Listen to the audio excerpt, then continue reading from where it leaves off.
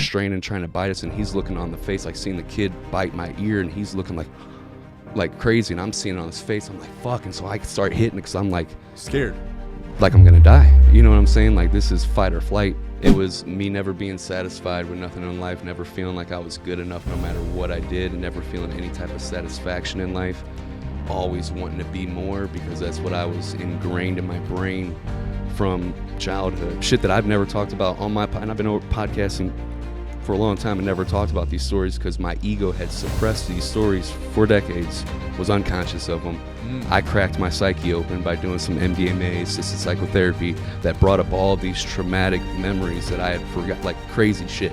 We can get into some crazy shit too, like being in psych wards, but like some of the most hurtful shit, all the crazy shit that I've been in prison, psych wards, all that shit wasn't nothing compared to like the shit I had to deal with, like knowing that my mom was the first person at 9 years old that put me in a rehab.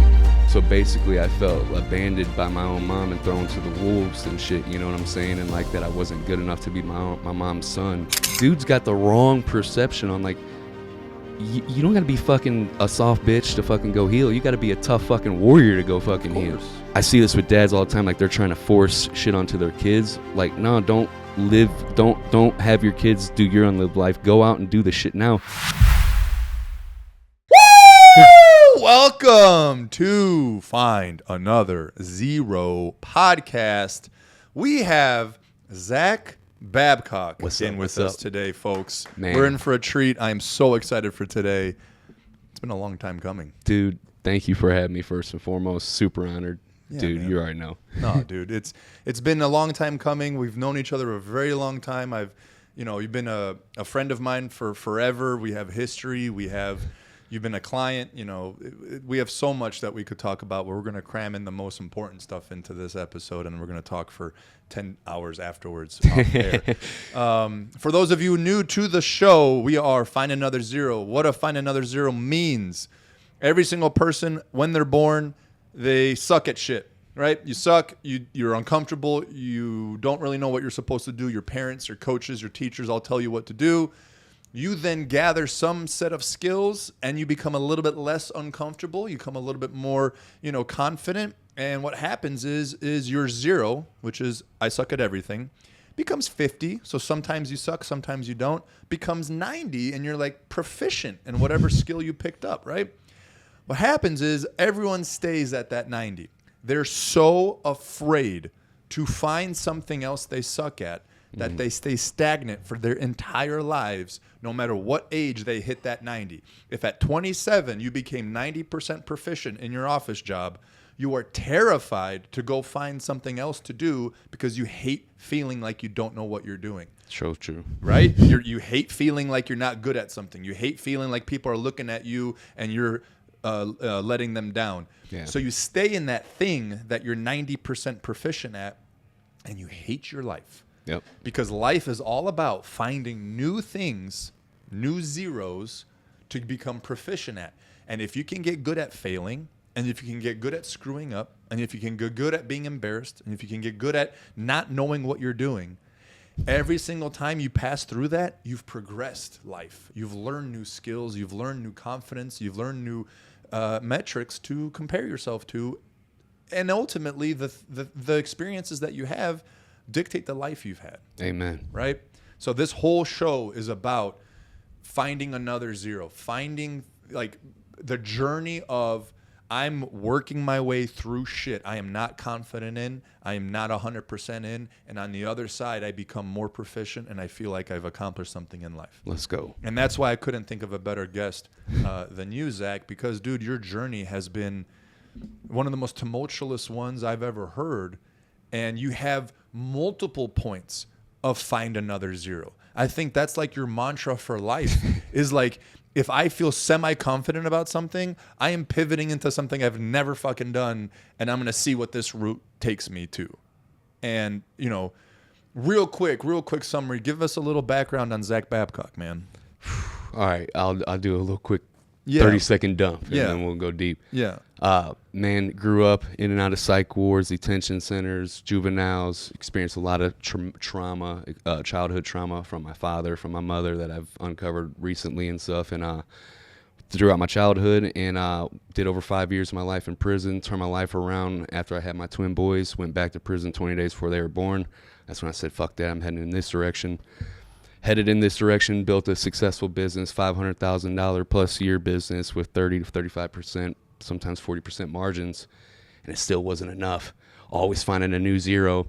And I found out a lot of, we'll get into that, but so I started creating a new zero, and started recreating myself at midlife after hitting that little midlife. They call it a midlife crisis or whatever, where your world gets turned upside down. And I've just been leaning into it. That's part of the human psyche and part of the journey. And yeah, man, I'm excited to be here. Man. Yeah, dude. You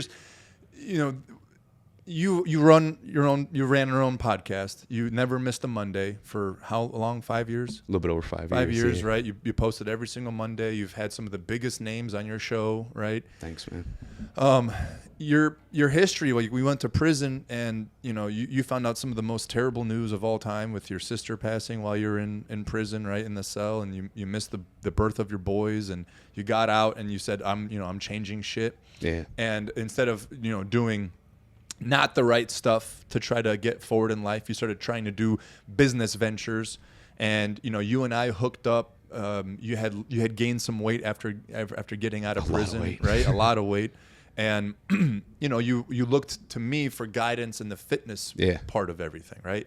And through that mindset too. Well, through that connection, we found out that it's all psychology. It's all philosophy. It's all mental, right?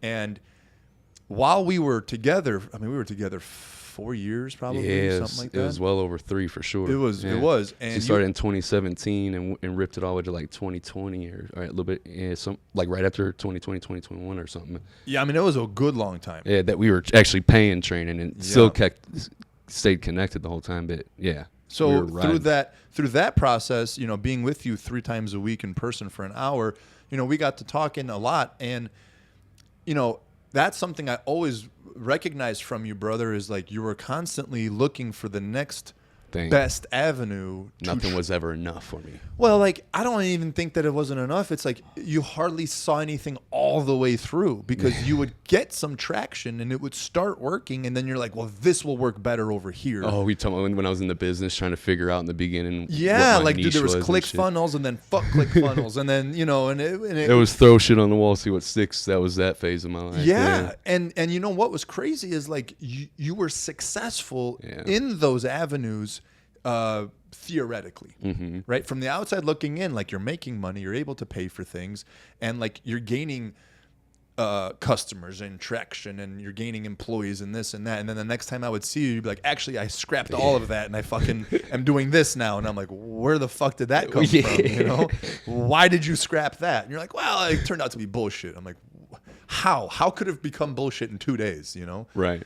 So real quickly on what do you have? What was that about? You know what I think that really was? Well, actually, I'm pretty confident what that is. Yeah. It was me never being satisfied with nothing in life, never feeling like I was good enough no matter what I did, and never feeling any type of satisfaction in life, always wanting to be more, because that's what I was ingrained in my brain from childhood, that you're never enough, from parent figures, school, whenever I was going in and out of detention centers. I was like that weird kid that wasn't in school and was always getting in trouble, and it was different, and so I believed that was in my brain, the story that I was telling myself, the script that I was running for decades, you know what I'm saying, until I started really going inward and doing a lot of introspection and breaking down my ego and a lot of Jungian psychology and shit like that, Sure. Yeah. But the thing was it was almost ironic, because again, from one session you'd be like, dude, I just gained, we just made 7 members and each are paying 10 grand, right? You were making 100 something G's a month. Yeah. Right. And then the very next session, I see you a couple days later, actually, I'm going to try to do this other thing instead. And I'm and I'm sitting that's actually when the shit was cranking, when we were cranking. I'm like, 100 fucking grand. You're like, yeah, it's not that big of a deal. I can actually ask for a lot more. And I'm sitting there going I can't pay my own bills, and this dude's not seeing how good this is. But it's crazy, isn't it? But you're saying I'm not good enough, so I want to elaborate on that. Are you saying that at the point where things were going well, did you think to yourself, I can't sustain this because I'm not good enough, so I better try something else? Or I'm afraid that this is going to break apart, so I better run before it does? like I'm gonna self-destruct and like I'm never satisfied. Like I'm always looking for more, and I don't feel like I'm good enough. Like that's what that was feeling was like, dude. So check this out, man. It was 2021. I had my first mastermind. Had 10 entrepreneurs all over from the U.S. come to Pensacola, Florida, in this big ass beach house that we rented out, nice little Airbnb spot or whatnot.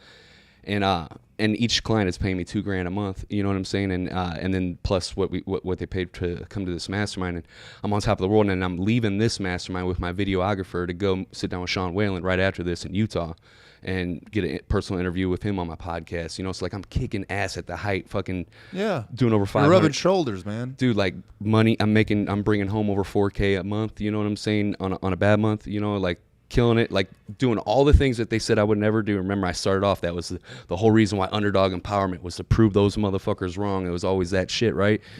Because it was always inward of the piece that I did not have, all that chaos inside, and that's, I was miserable, bro, at that fucking mastermind. Like literally, Ed Milet kind of really I heard him say this, and I was like, man, that shit really hit me when he's talking about blissfully dissatisfied. And I was like, I want to get to that where I'm actually grateful to be right here and grateful for what I have and grateful for this moment, but still be driven and wanting more or whatnot. And I didn't have that in my life. And that's where and that was in the beginning of 2021 that set me off on this midlife. I was 33 at that time, and set me on still working through a whole lot of shit. You know what I'm saying? But so you were at that spot. You were making hand over fist money. You were rubbing shoulders with big names. You were getting on shows that, like, you know, they're nationwide giant shows, and you were miserable.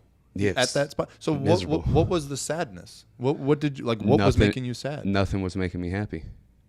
This just was. You were just bored. Were you bored? Nah, it was just like I didn't have any happiness because I didn't have any self-worth from within. Like there was a lot to unpack there, dude. Sure, whole shit ton. Man, like, so like just think about this. I there's some shit that I never talked about on podcasts, and that's why it's crazy too. Oh, can I speak about the parallels real quick? Yeah. You were the first guest to ever be on my podcast. I haven't recorded a podcast or doing 5 years straight, and haven't been on any podcasts in a year now. And this is the first podcast that I'm on, so it's just like, it's crazy. How's that parallel? Yeah, that's crazy. It's pretty awesome. I just wanted to put that out there. That's true. But yeah, man, like shit that I've never talked about on my and I've been podcasting for a long time and never talked about these stories because my ego had suppressed these stories for decades, was unconscious of them. I cracked my psyche open by doing some MDMA assisted psychotherapy that brought up all of these traumatic memories that I had forgot, like crazy shit. We can get into some crazy shit too, like being in psych wards, but like some of the most hurtful shit, all the crazy shit that I've been in prison, psych wards, all that shit wasn't nothing compared to like the shit I had to deal with, like knowing that my mom was the first person at 9 years old that put me in a rehab. So basically I felt abandoned by my own mom and thrown to the wolves and shit, you know what I'm saying? And like that I wasn't good enough to be my mom's son, you know what I'm saying? Like that shit's deep, you know what I'm saying? And like that shit's still hurtful, you know what I'm saying? And shit that I'm still working through, you know what I mean? Yeah. But you know, this shit that like a lot of men don't talk about, and they say it's weak and shit. And I'm like, dude, no, the fuck it ain't, dude. This is the most fucking hard work that you'll ever face in your life. Right. It takes a lot of courage to do it. You know what I'm saying? So, exactly. But yeah, man, shit like that. So, and then going in the psych ward, bro, like there's like times like I got scars on my fucking ear from kids fucking biting my ear, and the staff's like restraining, trying to bite us, and he's looking on the face, like seeing the kid bite my ear, and he's looking like crazy, and I'm seeing it on his face. I'm like, fuck. And so I could start hitting it because I'm like scared, like I'm gonna die. You know what I'm saying? Like this is fight or flight. My body's been in a constant flight or flight response my whole entire life. You know how I told you, like in gyms, like I still have in the gym, like I don't ever really talk. I've also noticed too from experience, because I've put myself in uncomfortable situations starting at zero constantly, and just I talk to people at the gym all the time now. I actually do just like jamming out and being alone because I can be comfortable now, but I still feel that at times, you know, at the gym, like a natural physical reaction. Yeah, it brings PTSD of it. Yeah, because you know, you split off, your ego splits off, and like you have these fragments, you know, that will come back, and it brings you back to that time, you know, that your ego suppressed those memories. And now that I've had the opportunity, you know, with the medicine that helped me bring the shit up, I'm like, oh shit, it helped me be able to process it. You know, like I've had so much like I'm kind of shaking right now talking about it because I yeah. still got shit that I'm healing and stuff. But dude, when I did this fucking with this medicine and shit, dude, remember how you had that video and it was like you were showing because you're having muscle spasms in your my calf. Yeah, so same thing. And all the trauma stored in your belly and shit. So when you do this MDMA, you're having somatic release and shit. And my jaw was going retarded crazy, like because it's somatic release, right? And all this shit's coming out. And afterwards, you know, you have like diarrhea, throw up and shit like that. It's literally trauma that's stored in your belly that's being released. And it was like, dude, I've tried it. So like, I spent the first half of my life up until 26 living on edge, and still been on the edge living kind of do my whole life, you know that, but doing all the wrong shit, and then I turned it around doing all the right shit before my twin sons were born and shit, and it still wasn't never enough because that shit was never had a release and never was a healing. And when this shit came up, it allowed me to release it and process it, feel those emotions that I've been stuffing that I never got to feel. And then now I've been doing the integration work, is like, you know, shit like writing letters to my dad and then burning them and shit and forgiving. Like I've let we could go on and on. I'm gonna quit talking, I want dude, you to, man. That's the stuff that, this is what this whole, you know, part of society that has all of these demons, and everyone's depressed, and everyone, you know, we have more opportunity than we've ever had, but yet everyone is sadder than they've ever been. And I think it's because what you just acknowledged. You went to prison. Before prison, you used experiences of your childhood to, you know, you suppressed them, but then you wanted to acknowledge them by doing X, Y, and Z to feel important and loved and cared about. Yep. Now you did illegal activities to do that, right? Okay, you go to prison. You go, illegal activities get me to prison. Yep. You get out of prison, you go, I'll do legal activities to do the same thing. Get career success and praise. But see, but you're the same person. Yeah. You're just doing legal shit now. Yeah, and it still didn't do nothing. It's the same misery. Exactly. It's the same misery, and I think that's what gets everybody depressed, Yeah. is because they think the what I do will make me feel a certain way. Yep. But in reality, it's you have to feel the way first, and then it doesn't fucking matter what you do. Especially entrepreneurs, dude. So many entrepreneurs, that hit midlife, that stay stuck in this, that never do this work, and you could see it all the time because they're just like fucking more success, but they're fucking miserable. Look at their relationships, look at their health, look at everything else. I was that dude. You know what I'm saying? And like, that's why I'm this one. I like talking about it, because this shit's important, especially CEO types, dudes. Like, we're that fucking alpha mentality type. You're taking on all the risk. I'm gonna go out and fucking save the world type shit. You know what I'm saying? Like fucking, but you dudes are confused, thinking like you got to put on this mentality like I'm just like a fucking angry war, fucking go handle my shit, I don't need no help type of dude. And that's all ego shit, man. And you got to break down that ego. The ego is, you know, talked about all the time. And I think now, correct me if I'm wrong, but anybody, especially males that are in the self-development sector, we all hear about, you know, there's two sides of this coin, because you have the liberal side saying toxic masculinity is the worst, shit. Right? But then you also have the other side where it's like, no, you know, dudes need to be able to cry with one another, right? So I think both sides have their like scapegoat of what a man should be. But my point is it's not just about like, hey, if you go out and just try to earn more money, like you're not going to be satisfied. It's not just, hey, if you go out and try to buy your fifth car, you're not going to be satisfied. Because I have dudes in my life who have Lamborghinis and they're satisfied. Right. And they enjoy. There are plenty of dudes. Right. Okay. You can have both. Right. So it's not that going out and acquiring wealth is bad, and it's also not being a little bitch is bad. Yeah. The point I'm making is, if you actually acknowledge what the problem is, and you solve the problem, what you do afterwards doesn't fucking matter. Yeah. Because you'll be happy, centered, and at peace. Yeah. So for my life, for example, this year's been tumultuous too, right? I had to kill my ego because when my wife and I divorced, there was another guy right away, right? And the love of my life, my 4-year-old daughter, 3-year-old at the time, was hanging out with another dude. Ooh, so my ego is smashed. Mm-hmm. I want to be the number one male in my daughter's life more than anything. The only one at that point. Yeah. Absolutely. Yeah. There shouldn't be another dude that's giving her hugs and kisses and this and that, right? Yeah. That is my ego wanting to be the competitor that I am, and I want to be the best for my people, and I don't want anyone else. If it was about my daughter, like everyone fucking talks about, everyone says put your kids first. If it's really about my daughter, what kind of fucking life would I want for my daughter? Would I want my daughter to have a shit stepdad? Would I want my daughter to be around a dude that sucks and she doesn't want to hug and on and kiss and hang out with? Sir. No. I want my daughter to be fucking pumped because she's got 2 awesome male figures in her life. Yeah. So from the very jump, as raw as it could have possibly been, I decided that the best thing for my daughter is to make sure this dude is good. And if this dude is good, then I need to be happy that she's got another male in her life that she can look up to and be.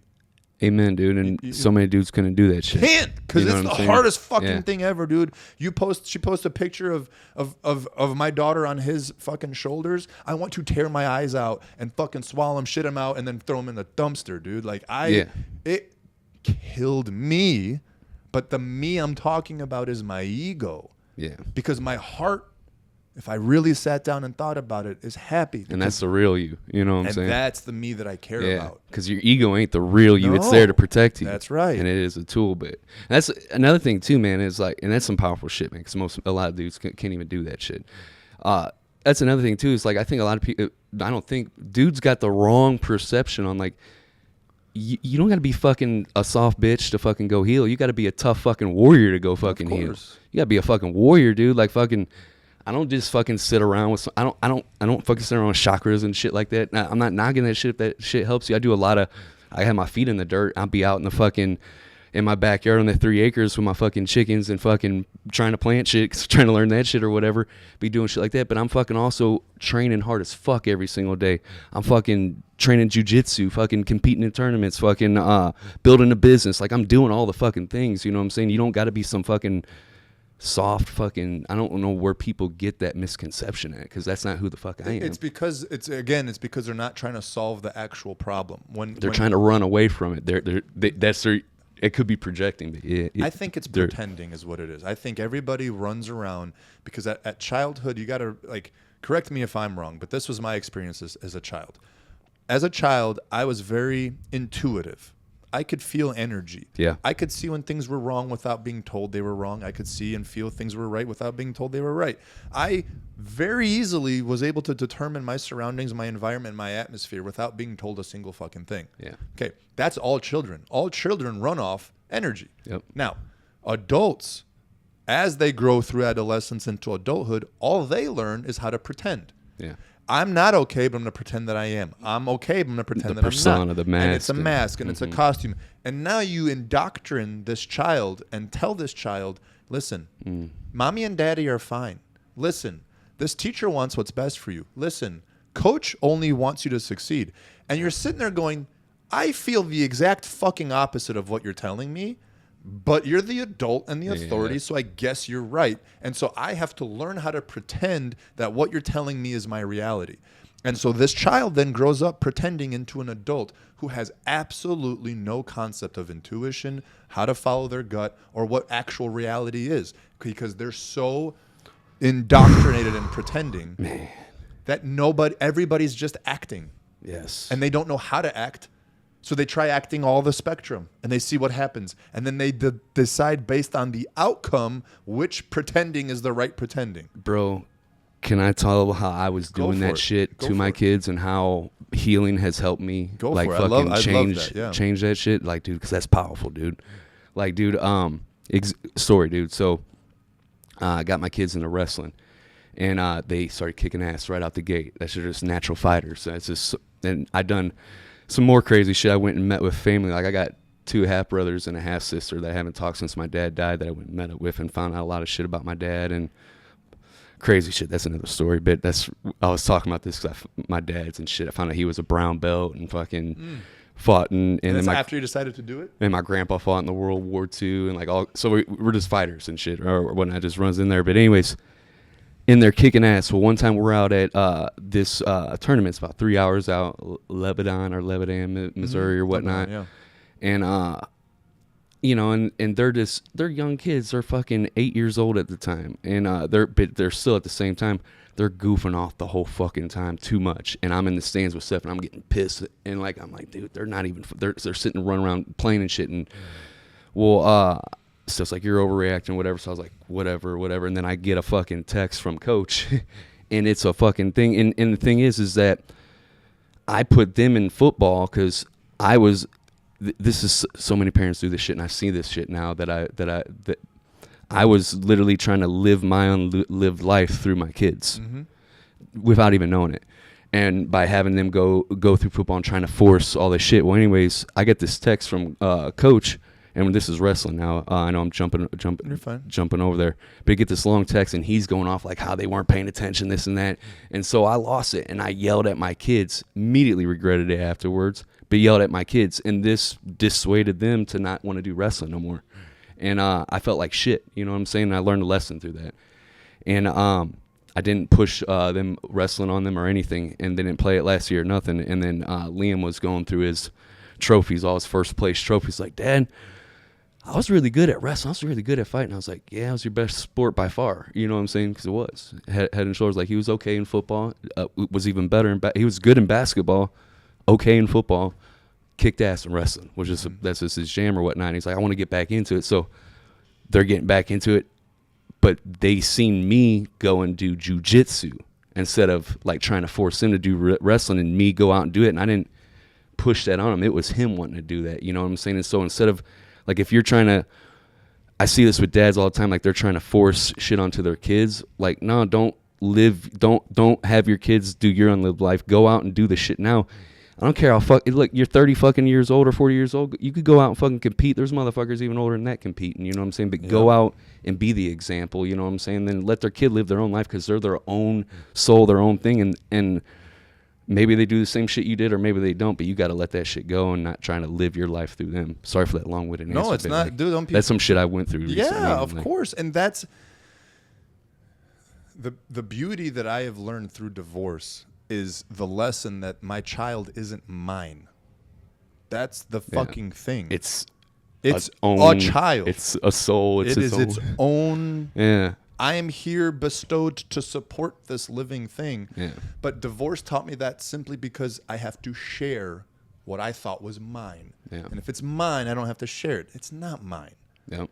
It's another. It's not my wife and you created it. That's right. But right. Yeah. Right. So it's its own living thing. And so like when you look at it as its own living thing, you can say, I think what's best for this living thing is to do X, Y, and Z. Well, the only reason you're saying that is because you're comparing it to what you did and what you didn't do and all the outcomes you had as if it's somehow related. Yep. Now, like I said earlier, if I know these virtues, these morals, these values proceed to make a pretty darn good life, that has nothing, there's no relatability to actions, right. Meaning playing football, painting, ballet. Being a good human has nothing to do with what sport you play. Being a good human has nothing to do with painting. It's how you do all those things. Exactly. So if you just emulate the fucking examples of, my dad's a good dude. My dad steps up. He goes out and chases his dreams. My dad follows through. My dad says what he's going to do. And then he follows through on it. My dad goes out and he's active. My dad goes out and he takes care of his body. My dad goes out and he eats clean. They're going to fucking do those things. Exactly. Now, what you do to be active, they might change and do something different. Yeah, exactly. But they'll understand that activity is important. Taking care of myself's important. That's right. Keeping my words important. That's right. All that shit. That's right. So like, that's where the ego has to die. Yeah. Because like, if she gets into fucking, I don't know, Pokemon Go or some shit, I don't fucking, you know what I mean? So I'll support it though. It's not even that I'll support, is that I will appreciate the fact that she's actively pursuing passion. Yep. And I think that has to do with activity. So that would be great too. I don't really know much about it. My point is, if we just disconnect the thing of you have to be this or you have to do this, you as a parent become a lot better because you don't have to control as much as you think you have to control. Now, the second part of that I want to touch on, that you're 100% right, that I need people to fucking hear, I need dads to hear, is if you're not fucking active at 40, you're going to make a piece of shit kid that isn't active at 40. That's right. That's like, you have to understand that, like, you're not getting old. You just stop trying. Yeah. I promise. I promise. I have clients who are 65 years old who have 7 grandkids, and they are fucking running around, playing, jumping in the pool, high dive, all shit. Movement is healing, dude. That's it. Yeah. That really is it. Yeah. So if you believe that, hey, I'm past the age of activity, and tell my kids how active I was in high school, you got to understand your kid does not understand that anything existed before they were born. Yeah. You know what I mean? Yeah.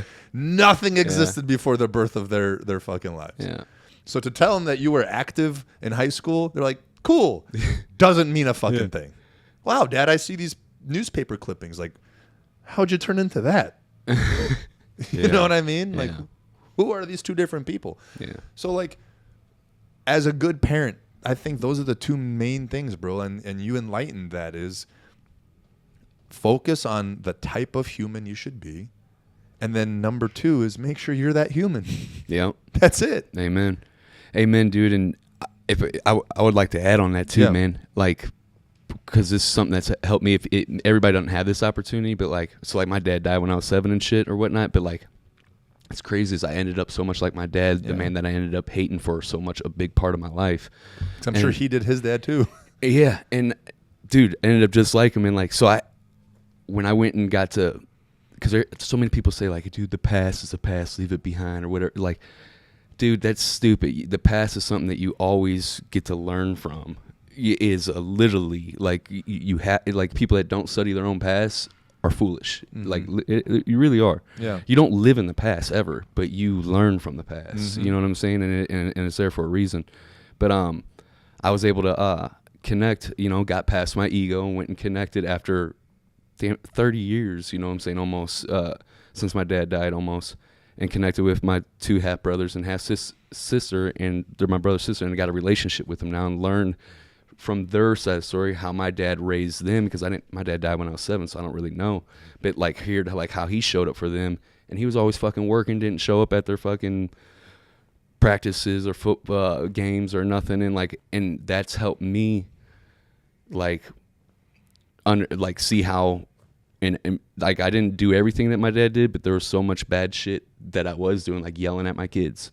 You know what I'm saying? Like I would do that a lot, yelling at my kids, and that's not cool. You know what I'm saying? Like now, I've literally from healing and stuff. You know, and I still do it, and I still fucking snap on it. And I'm never perfect. You know what I'm saying? But like now, I'm such a different person than what I was now, because now I know like how much that affects them. You know what I'm saying? And like where that shit came from.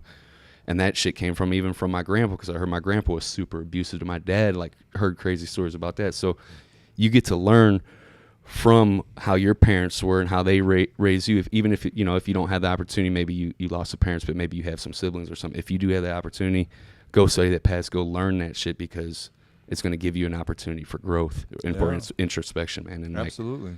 Like, yeah, I used to sit there and take that, because I remember I was sitting there with Brad Lee one time when I was interviewing him, and he said that on my podcast, and I was like, yeah, or whatever, but I wish I wouldn't have been like, yeah, because I in that moment, I didn't really agree with it, but I didn't really like think about it enough for that argument, you know, and the past is something you can always learn from, man. I dude, not only, yeah, I mean, that's very, very, very, very powerful, simply because most people that are depressed are, too focused on the past. Yeah. Most people that are anxious are too focused on the future. Sure. You hear that a lot. That's a common thing. But I don't know, man. Like I did not want to end up like my dad at all. But like, this is how my mind works. How much does a tree try to be a tree? How much does a lion try to be a lion? Right. How much does nature try to be? Yeah. Nature doesn't try to be shit. It doesn't try. It just is. It just is. And that's who you are, And so you are your dad, Okay. So the similarities between my father and I should not scare me. Because if I am aware of those similarities and I have these tactics that we just talked about being a good person. And you can bring them, integrate them as a shadow, right. Young in psychology. Now I can use the strengths that my dad had, because he had plenty of strengths. Yeah. And I can I can organically allow those strengths to be what they were because my dad had trauma, which turned him into who he was. And if all my goal is to not be my dad, guess what I'm doing? I'm creating a whole new trauma, a whole different direction. Exactly. Yeah. And so then my kid's going to be like, well, my dad was trying so hard to do this, this, and this. I will never do that. And then they're going to try hard to do something else. And guess what? Trauma the other direction. Yeah. That's the only reason this shit is perpetuated generationally after generation. Yeah. Is you're either trying to be like them or you're trying not to be like them. Exactly. Either way, man. you're fucking trying, which goes back to pretending. Dude, so powerful, dude. And like, I don't know about you, I've done some healing with my dad, dude. Because you mentioned that you went your whole life trying not to be like him. Same, dude. Like, I hated my dad. You know what I'm saying? Like, and like, I'm at a point in my life now where I love my dad and I let him back in my heart. Cried about it. You know what I'm saying? Like at 30. I understand him now better than I've ever understood him. You know, and for real. Like, my dad was just like, he had good intentions. He did love me. Did care about me. Yeah. He set a shitty example of what it meant to be a father and a husband, like real fucking shitty. Like, it's crazy, like how some of the crazy, like the sleeping with women, like that's what his problem was. And I realized that I had those same things. You know what I'm saying? Like how I'm never satisfied in anything. And marriage was a huge thing. It's shit that I've been working through. You know what I'm saying? Like some real shit, man. You know, and like yeah, you don't live in the fucking past ever, you know, because like you said, those people tend to be depressed, and you can't live in the future because I know those people, like, a lot of business owners. That's who I was too. I was both dudes, but you got to have both. But you got to be in the present though. But the only way you can be in the present is if you stop trying to be in the present. Yeah, because as you just try, you fuck it up. You just be. That's right. You know? Like you don't. Yeah. That's like the, Fight Club where he's. The scene where they're driving and he's like, take your hands off the wheel and stop, like, get out of control, like, let what happens happen. And right now, with how much technology and opportunity and every single little thing that you can think of, you can control and do. Yeah. We're under this impression that we have to mold our lives. Yeah. When in reality, if you just exist authentically, you will make decisions authentically. And it's not that you're going to, like, again, there's a lot of people who are, complacency is the killer and the unmotivated, and it's terrible to fucking be okay. You have to have hobbies. You have to go do that shit. Right? That's all trying. I went literally 37 years without a hobby outside of fitness. Yep. And then just randomly last month, I'm like, I think it'd be fun to go bike riding in the woods. And that's changed your life immensely, I bet. Yeah, the hobby alone is like, I've never felt like this for something other than fitness in my life. And you've been going in their solitude too, and out in nature, all that shit. Like you've always been big on solitude. Me too. Like, people underestimate because they're always on their fucking phones and distracted and shit. Like, get the fuck out. Just go out in nature by yourself and sit with your thoughts and your feelings. Just sit with them. Just be. Most people are so uncomfortable that they can't because of the voices, all that shit, whatever. But go sit with it and process it, and I'll tell you, you'll become a better person, dude. It's because, brother, the work that you did because you started listening to your thoughts was work, and it was exhausting and tumultuous and fucking hard, and we are not set up for that. We are set up for. Here's an app to make it easier. Here's a connection of social that makes it easier. Instant gratification. There's just, again, we're not even pretending at that point. Like, we are primed to say that if it's more difficult than it has to be, then it's not worth it. Amen. And like, that's the most opposite of the fucking reality. Exactly. Dude, like, you should try and do hard shit all the time. Watch a young kid. Yeah. We, as an adult, can make almost everything that young kid does easier. Yeah. But their entire life is revolved around experiencing the hardship, learning the hard way, falling and skinning your knee, going up to the girl and her saying no, going into a group of kids and them laughing at you. Like, every single thing a kid does is that. And a lot of parents try to protect their kids from that. That's right. You're robbing them. Don't go to that group. They're not nice. Don't go to that place. It's dangerous. No. Don't go to that. No. Like, bro, and so, like, if you just let it be, the lessons of nature will go through you and you'll become more at peace because you won't feel like you have to keep doing a bunch of shit. Amen. And what's funny about that, the irony is you get a lot of shit done that way. Yeah. I get the most shit done when I stop trying to do shit. Yeah. Right? Yep. Dude, it's so true. And I'm so glad you brought that shit up because, like, the hobbies, dude, like, it could be anything, but something where you're, like, where it's movement, right? Like, a lot of dudes, like, have an underdeveloped anima or whatever, the opposite. I don't know if you're the anima and animus or whatever. I've never heard of that. What is that? It's some Jungian psychology shit. But, like, it's like the anima is like the opposite sex in the male, like the more feminine parts, the feeling, the sensitivity, the feeling, the shit like that. So, like, we've spent most of our time over developing the thought, the intellect, the career success, Okay. you know, Yeah. and Yeah, that's yeah. exactly who I was, right? And you know, at like midlife, you know, it's your shadow and this underdeveloped part of you. So as much as your thought is so sophisticated, this is like happens to a lot of men.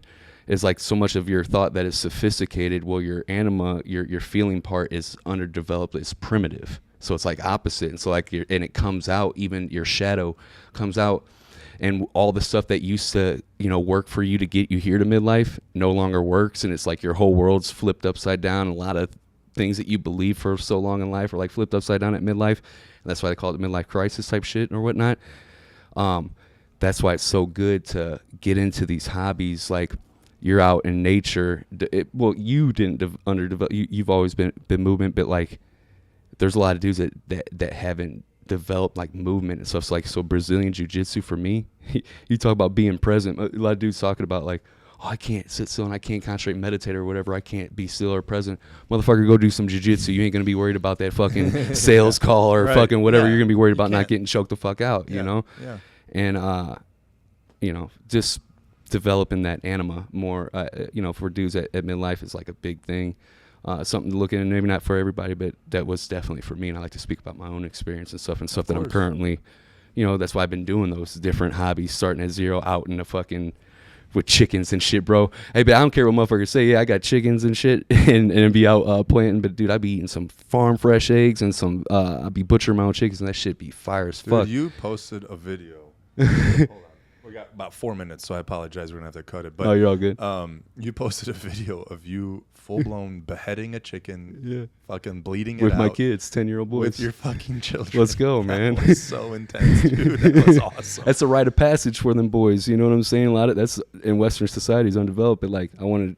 Yeah, like dude. that. Anywhere else in the world, they don't even think twice. Yeah. Did that video stay up for very long? How long did that? It stayed up. It didn't get taken down. I was surprised. You cut the head off a live chicken Yeah. on Facebook, and they didn't take that shit It's down. still up there. It's crazy. It might not be after this podcast, but I don't. Bro, care. I fucking posted a fucking video with like Jay-Z's song in the background, and that shit got taken down Yeah, in half isn't a that crazy? second. And you showed no PETA, nothing, no one. No, Wow. no. And I thought for sure, you know, because you For know how sure. people. But yeah, I guess the way I present it, because I wasn't doing it to be harmful to. It doesn't matter. You killed a fucking animal on fucking video. It's a meat chicken. They kill chicken. That Yeah, shit's no, in the you're right. groceries. I know you're right. I know it shouldn't be an issue. I'm just saying in Yeah. today's day and Yeah. age. Oh like, my it's- god, Bro, like Yeah, you can't. yeah. I can't show a naked butt picture of my daughter because they take that off right away. You know, because everyone's so. Anyway, Yeah, my it's- point is that type of shit is just living life. Yeah. And you know, you're not trying to do anything. Yeah. You're like, my boys.